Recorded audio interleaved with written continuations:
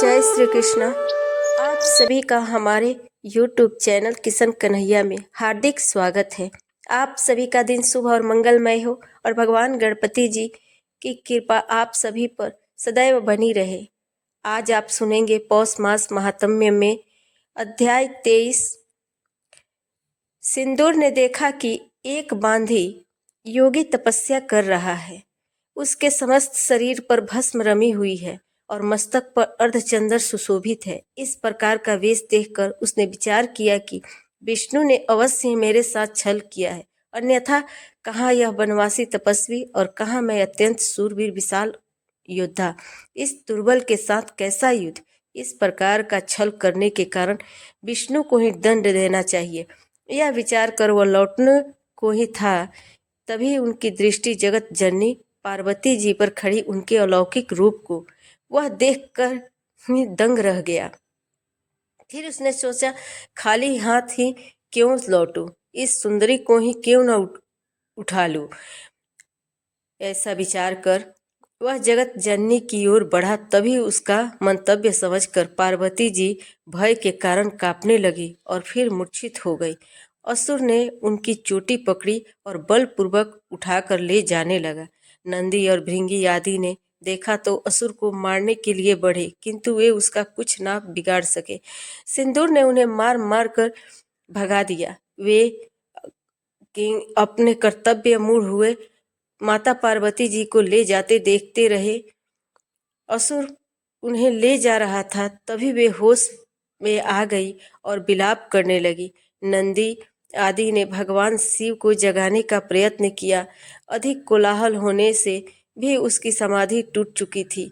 उन्होंने नंदी से प्रश्न किया कि यह कोलाहल कैसा है, तो उन्होंने असुर द्वारा पार्वती जी को हर ले जाने की बात बताई। शिव जी पार्वती हरण होता हुआ सुना तो वे क्रोधित हो उठे। उन्होंने 10 भुजा वेश धारण कर सभी भुजाओं में त्रिशूल आदि दिव्य अस्त्र धारण किए और वृषभ पर चढ़कर जिधर असुर गया था उधर वेग से दौड़े।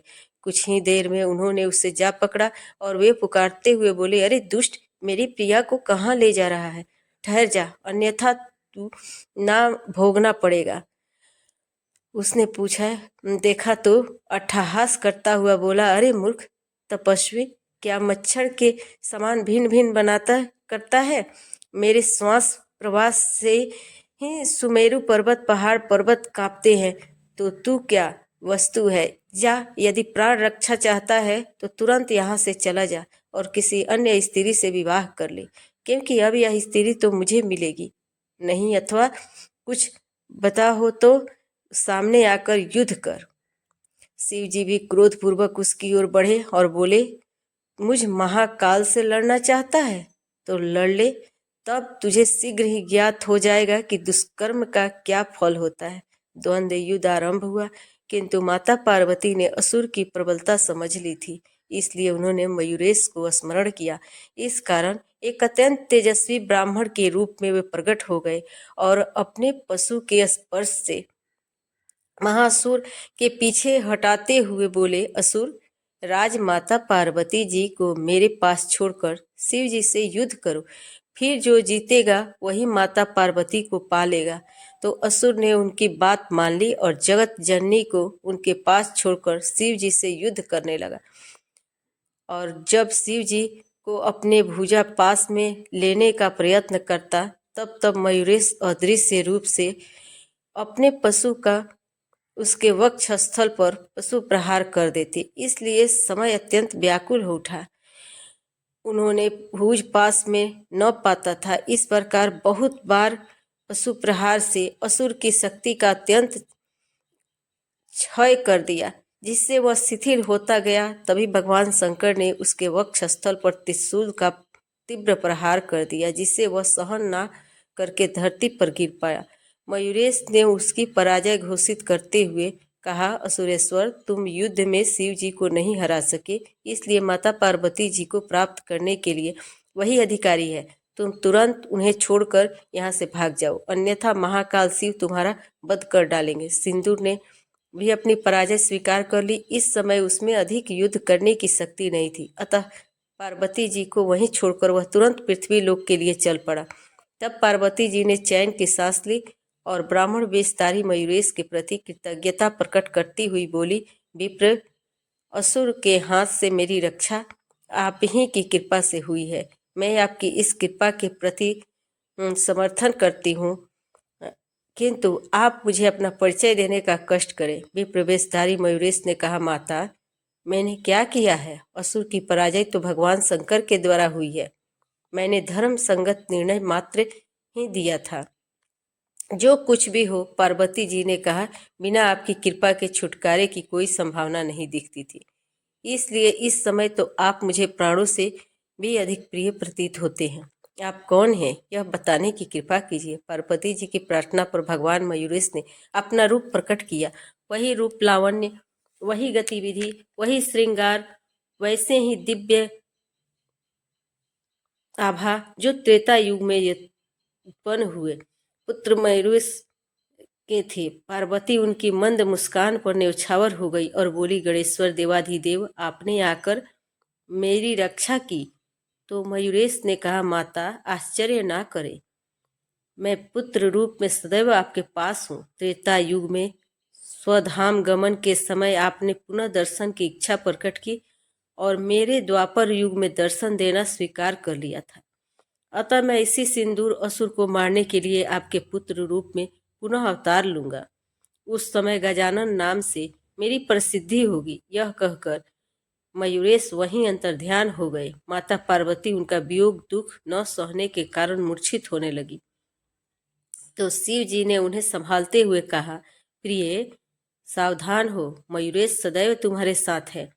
अपने हृदय में उनका दर्शन करो, उनका कथन कभी मिथ्या नहीं हो सकता।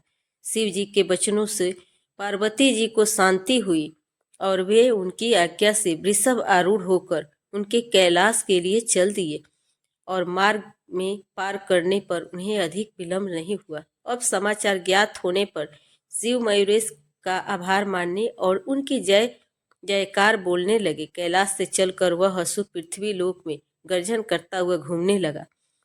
उसके गर्जन से पृथ्वी कंपयमान होती, पृथ्वी शिखर और वृक्ष धराशायी होते तथा भयभीत पंछी और पशु इधर उधर भागते फिरते थे। असुरी प्रकृति के मनुष्यों ने भी सिंदूर को अत्यंत बलवान जानकर उनका अनुगामी होना स्वीकार कर लिया। इस प्रकार से मनुष्यों को जमघट बढ़ने लगा। उसका आदर करते और आज्ञा पालन में तत्पर रहते थे। धीरे धीरे उसकी अनुयायी साथियों मित्रों की संख्या बढ़ती गई। अनेक प्रकार के शस्त्रास्त्र एकत्र होने लगे। हाथी, घोड़े, रथ और पैदल सेनाएं एकत्र होने लगी। इस प्रकार उसकी शक्ति दिनों दिन बढ़ती जा रही थी। अब उसके दिग्विजय का निश्चय किया। आक्रमणों की श्रृंखला चल पड़ी। जिस राज्य पर चढ़ाई की वही अधीन हो गया। उनके अनेक राजा मारे गए, अनेक बंदी हुए, अनेक नरपति राज्य छोड़कर वनवासी तपस्वी हो गए। इस प्रकार वह जिधर निकल जाता उधर ही रक्त की नदियां बहा देता। भीषण नरसंहार की उसकी प्रवृत्ति बन गई। उसका सामना करने की शक्ति किसी नरेश में नहीं रही। अंत में तो यह स्थिति हुई कि वह जिस राजा से जो कुछ मांगता वहीं उसे बिना विलंब बिना विरोध प्राप्त हो जाता। जब कोई राजा विरोधी ना रहा तो उसने ऋषि मुनियों की और दृष्टि की और न जाने कितने तपस्वी मार डाले, कितने कारागार में डाल दिए। जो चुपचाप गृह गुफाओं में जा छिपे वही अपनी जीवन रक्षा में सफल रहे।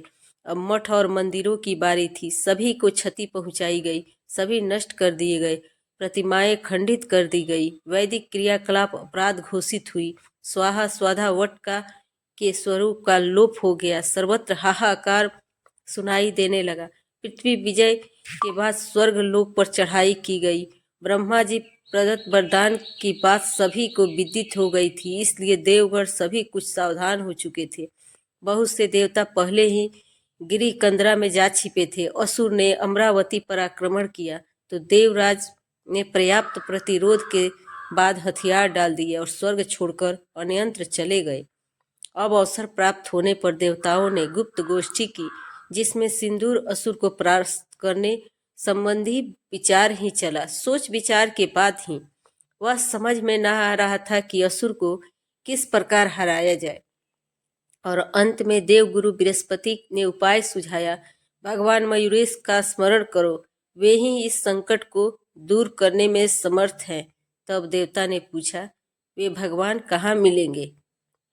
यह हमें ज्ञात नहीं है, बताइए, उनसे प्रार्थना करने कहाँ चला जाए? तब देव गुरु बृहस्पति जी बोले, अरे वे प्रभु तो सर्वत्र विद्यमान है, यही रहते हैं। भक्ति भाव पूर्वक उन्हें विनायक भगवान की स्तुति करो, वे अवश्य ही प्रसन्न होकर अवतार लेंगे और समस्त संसार को भय मुक्त करने के लिए असुर राज को समाप्त कर डालेंगे। तुमको भी अपने धाम की प्राप्ति हो जाएगी। बृहस्पति देव से प्रेरणा प्राप्त करके समस्त देवतागण एकत्र होकर शांत, विकार रहित, भय रहित एवं भक्ति भाव सहित बैठ गए और भगवान विनायक देव की स्तुति करने लगे। जो विनायक देव संसार के कारण सूर्य और नक्षत्रों को भी उत्पन्न करने वाले, सभी सिद्धगण, साध्यगण, समुद्र, गंधर्व, किन्नर, यक्ष, मनुष्य, नाग, राक्षस आदि को प्रकट करने वाले तथा जिनसे इस चराचर रूप संपूर्ण विश्व का प्रादुर्भाव हुआ है, उन्हें हम नमस्कार करते हैं। हे प्रभु, आप जैसे अधीश्वर के सदैव जागृत रहते हैं। एक तुच्छ असुर ने समस्त विश्व को संकट में डाल रखा है। इस स्थिति में हमें केवल आपका ही भरोसा है, क्योंकि हे नाथ, अब हम किसकी शरण में जाएं? हमारी रक्षा अन्य कौन कर सकता है? प्रभु, आप स्वयं ही भगवान शंकर के गृह में अवतरित होकर असुर को समाप्त कीजिए।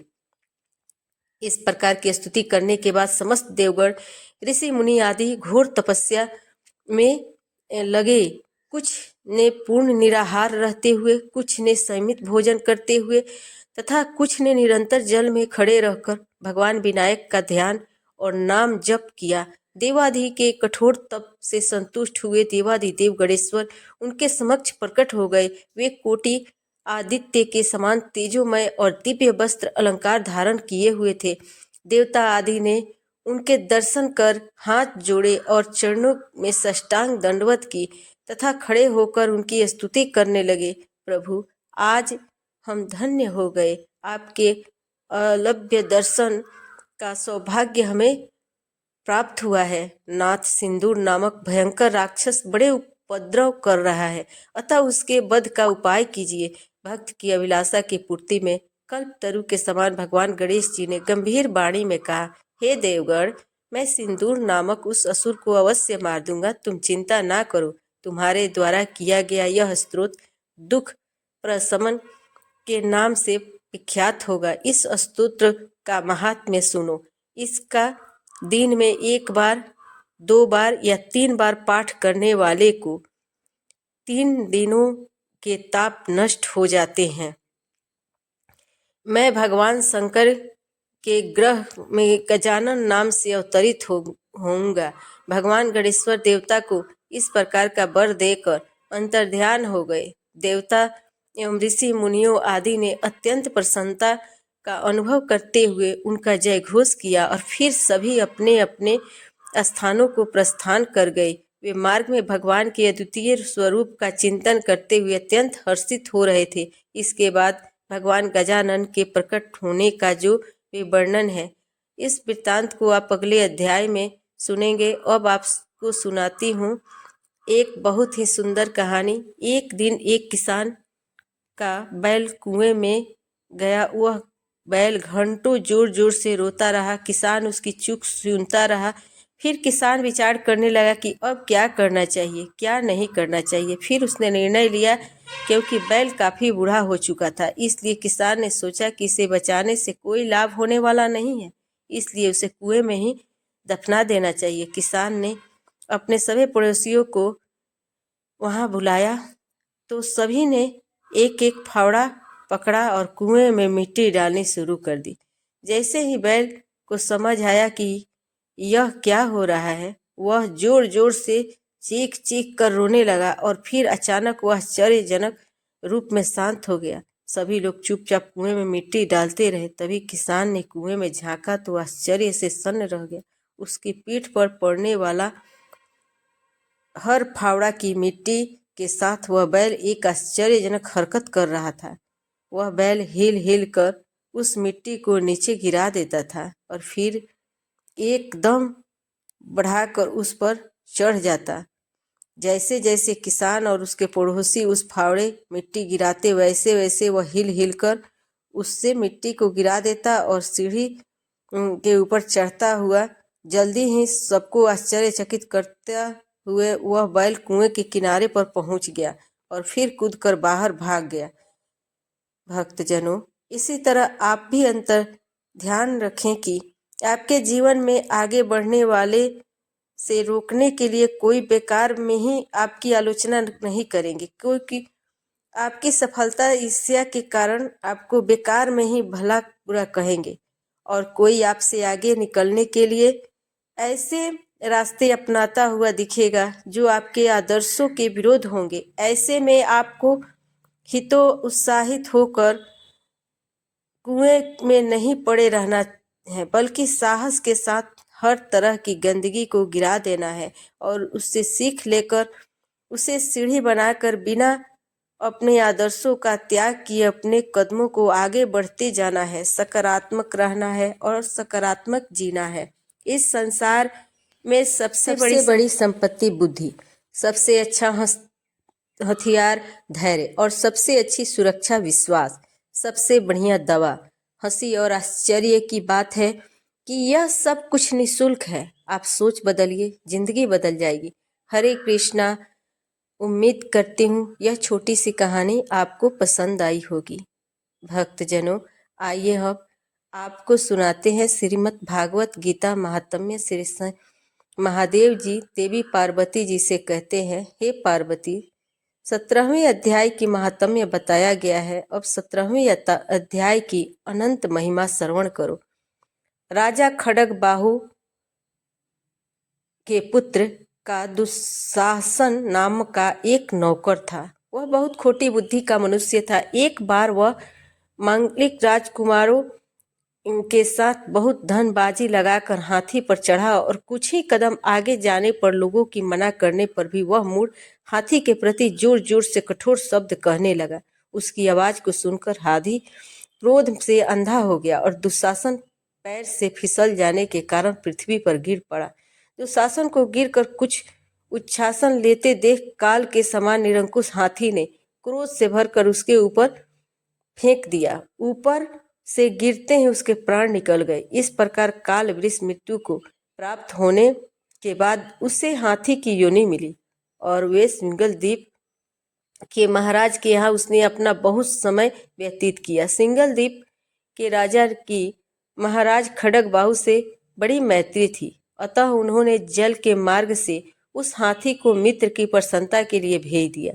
एक दिन राजा ने लोग की समस्या की पूर्ति से संतुष्ट होकर किसी कवि को पुरस्कार रूप में वह हाथी दे दिया और उन्होंने 100 स्वर्ण मुद्राएं लेकर मालव नरेश के हाथ बेच दिया। समय व्यतीत होने पर वह हाथी यत्नपूर्वक पाली होने पर भी असाध्य ज्वर से ग्रस्त होकर मरणासन हो गया। हाथी वालों ने जब उसे ऐसी शोचनीय अवस्था में देखा तो राजा के पास जाकर हाथी के हित के लिए शीघ्र ही सारा हाल कह सुनाया। महाराज, आपका हाथी अस्वस्थ जान पड़ता है। उसका खाना पीना और सोना सब कुछ छूट गया है। हमारी समझ में नहीं आता कि इसका क्या कारण है। हाथी वालों का बताया हुआ समाचार सुनकर राजा ने हाथी के रोग को पहचान वाले चिकित्सा कुशल मंत्रियों के साथ उस स्थान पर पदार्पण किया जहां हाथी ज्वर ग्रस्त होकर पड़ा था। राजा को देखते ही उसने ज्वर जनित वेदना को भूलकर संसार को आश्चर्य में डालने वाली वाणी में कहा, संपूर्ण शास्त्रों की ज्ञाता, राजनीति के समुद्र, शत्रु समुदाय को परास्त करने वाले तथा भगवान विष्णु के चरणों के अनुराग रखने वाले महाराज, इन औषधियों से क्या लेना है। वैद्य से भी कुछ लाभ होने वाला नहीं है। दान और जप से भी क्या सिद्ध होगा। आप कृपा करके गीता के 17वें अध्याय का पाठ करने वाले किसी ब्राह्मण को बुलवाइए। हाथी के कथन अनुसार राजा ने सब कुछ वैसा ही किया। इसके बाद गीता पाठ करने वाले ब्राह्मण ने जब उत्तम जल को अभिमंत्रित करके उसके ऊपर डाला, तब दुशासन गज योनि का परित्याग करके मुक्त हो गया। राजा ने दुशासन को दिव्य विमान पर आरूढ़ तथा इंद्र के समान तेजस्वी देखकर पूछा, पूर्व जन्म में तुम्हारी क्या जाति थी। क्या स्वरूप था, कैसा आचरण थे और किस कर्म से तुम यहाँ हाथी होकर आए थे, यह सारी बातें मुझे बताओ। राजा के इस प्रकार पूछने पर संकट से छूटे हुए दुशासन के विमान पर बैठे स्थिरता के साथ अपना पूर्व जन्म का उपयुक्त समाचार यथावत कह सुनाया। इसके बाद नरश्रेष्ठ मालव नरेश ने भी गीता के 17वें अध्याय का पाठ करने लगे। इससे थोड़ी ही समय में उनकी भी मुक्ति हो गई। जय श्री कृष्ण। श्रीमद् भागवत गीता का महात्म्य संत संपूर्ण हुआ। प्रिय श्रोताओं, आइए अब हम लोग विष्णु चालीसा और विष्णु भगवान की आरती को सुनेंगे। विष्णु सुनिए बिन की सेवक की चितलाए, किरत कुछ वर्णन करूँ दीजिए ज्ञान बताए। नमो विष्णु भगवान खरारी, कष्ट नसावन अखिल बिहारी, प्रबल जगत में शक्ति तुम्हारी, त्रिभुवन फैल रही उजियारी। सुंदर रूप मनोहर सूरत, सरल स्वभाव मोहनी मूरत, तन पर पीताम्बर अति सोहत। तब तुम राम रूप को धारा, भार उतार असुर दल मारा, रावण आदि को संहारा। आप बराह रूप बनाया, हिरण्याक्ष को मार गिराया, धर मत्स्य तन सिंधु मथनाया, 14 रत्नन को निकलवाया, अभिलक असुरन द्वंद मचाया, रूप मोहनी आप दिखाया, देवन को अमृत पान कराया, असुरन को छवि से बहलाया, कुर्म रूप धर सिंधु मचाया, मंद्राचल गिरि तुरंत उठाया, शंकर का तुम फंद छुड़ाया, भस्मासुर को रूप दिखाया, वेदन को जब असुर डुबाया, कर प्रबंध उन्हें ढूंढवाया, मोहित बनकर खलही नचाया, उसही कर से भस्म बनाया, असुर जलंधर अति बलदाई, शंकर से उनकिन्न लड़ाई, हार पार शिव सकल बनाई, कीन सती से छल खल जाई, सुमिरन कीन तुम्हें शिवरानी, पतलाई सविपत कहानी। तब तुम बने मुनीश्वर ज्ञानी, वृंदा की सब सुरति भुलानी, देखत तीन धनुष शैतानी, वृंदा आए तुम्हें लपटानी, हो स्पर्श धर्म क्षति मानी, हना असुर और शिव शैतानी। तुमने ध्रुव प्रहलाद उबारे, हिरण्याकुश आदि खल मारे, गढ़िका और अजामिल तारे, बहुत भक्त भव सिंधु उतारे, हरहु सकल संताप हमारे, कृपा करहु हरिजन सिरजन हारे। देखो मैं दरस तुम्हारे, दीन बंधु भक्तन हितकारे, चाहत आपका सेवक दर्शन, करहु दया अपनी मधुसूदन, जानू नहीं योग्य जब पूजन, होय यज्ञ स्तुति अनुमोदन, शील दया संतोष सुरक्षण, विदित नहीं व्रत बोध विलक्षण, करहूँ आपका किस विधि पूजन, कुमति विलोक होत दुख भीषण, करहूँ प्रणाम कौन विधि सुमिरन, कौन भांति मैं करहूँ समर्पण, सुरमुनि करत सदा सेवकाई, हर्षित रहत परम गति पाई, दीन दुखिन पर सदा सहाय, निजन जान लेव अपनाई, पाप दोष संताप नसाओ, भव बंधन से मुक्त कराओ, सुख संपत्ति दे सुख उपजाओ, निज चरणन के दास बनाओ, निगम सदा ये विनय सुनावे, पढ़े सुने सो जन सुख पावे। भगवान विष्णु जी की आरती। ओम जय जगदीश हरे, स्वामी जय जगदीश हरे, भक्ति जनों के संकट क्षण में दूर करे, जय जगदीश हरे, जो ध्यावे फल पावे, दुख बिन से मन का, सुख संपत्ति घर आवे, कष्ट मिटे तन का। ओम जय जगदीश हरे, मात पिता तुम मेरे, शरण गहूँ किसकी, तुम बिन और न दूजा, आस करूं जिसकी। ओम जय जगदीश हरे, तुम पूरन परमात्मा, तुम अंतर्यामी, पार ब्रह्म परमेश्वर, तुम सबके स्वामी। ओम जय जगदीश हरे, तुम करुणा के सागर, तुम पालन करता, मैं मूरख खल काम, कृपा करो भरता। ओम जय जगदीश हरे, तुम हो एक अगोचर, सबके प्राणपति, किस विधि मिलूं दया मैं, तुमको मैं कुमति। ओम जय जगदीश हरे, दीन बंधु दुख हरता, तुम ठाकुर मेरे, अपने हाथ उठाओ, द्वार पड़ा तेरे। ओम जय जगदीश हरे, विषय विकार मिटाओ, पाप हरो देवा, श्रद्धा भक्ति बढ़ाओ, संतन की सेवा। ओम जय जगदीश हरे, तन मन धन और संपत्ति, सब कुछ है तेरा, तेरा तुझको अर्पण, क्या लागे मेरा। ओम जय जगदीश हरे। जगदीश्वर जी की आरती जो कोई नर गावे, कहत शिवानंद स्वामी मने वांछित फल पावे। ओम जय जगदीश हरे। स्वामी जय जगदीश हरे। अगर आपको यह वीडियो पसंद आया हो तो इसे लाइक करें, अपने दोस्तों और परिवार के साथ शेयर करें, चैनल को सब्सक्राइब करें और घंटी का बटन दबाएं ताकि आप हमारी आने वाली हर धार्मिक कथा को सबसे पहले सुन सकें। जय श्री कृष्ण। राधे राधे।